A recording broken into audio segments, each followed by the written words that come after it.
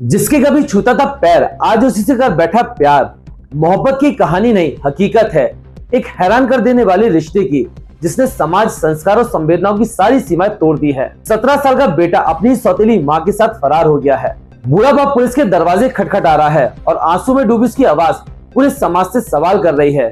क्या रिश्तों की मर्यादा बची है? क्या प्यार की परिभाषा बदल चुकी है? हरियाणा के नूंह जिले के पुन्हाना शहर थाना क्षेत्र में रिश्तों को शर्मसार करने वाला मामला सामने आया है, जहां एक युवक अपनी सौतेली मां को लेकर फरार हो गया।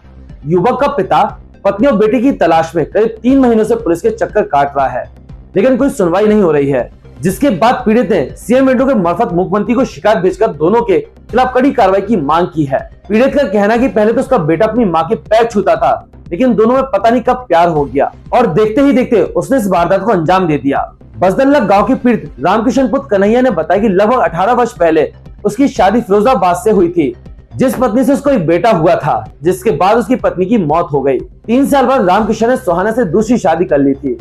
सोहाना वाली पत्नी को रामकिशन के साथ करीब 15 वर्ष बीत गए थे, जिससे एक बेटी भी हुई। रामकिशन की पहली पत्नी का लड़का बड़ा होकर जैसे तैसे अपने पिता का पता लगाकर पुन्हाना पहुंचा और 3 महीने तक अपने पिता और सौतेली मां के साथ रहने लगा। पीड़ित ने बताया कि लड़का अपनी सौतेली मां को अपनी मां मानने लगा था और रोजाना उनके पैर भी छूता था, लेकिन 3 महीने बाद बेटे को अपनी सौतेली मां से प्यार हो गया और 3 महीने बीतने के बाद बेटा अपनी सौतेली मां को भगाकर ले गया। रामकिशन ने बताया कि उनकी बेटी की उम्र 17 वर्ष है, उनकी पत्नी की उम्र 40 वर्ष है, जिन्होंने मां बेटे के रिश्ते को तार-तार कर दिया। रामकिशन ने कहा कि मेरा अब इस दुनिया में कोई नहीं है, उनका 40 वर्ष की उम्र में कोई सहारा नहीं है।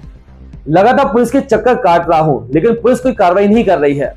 पुलिस कह रही है कि दोनों ने कोर्ट मैरिज कर ली है, लेकिन पिता का आरोप है कि अभी उनके लड़के की उम्र 17 वर्ष है, इसलिए कोर्ट मैरिज नहीं हो सकती। फिलहाल पीड़ित ने एक शिकायत मुख्यमंत्री को भेजकर कार्रवाई की मांग की है।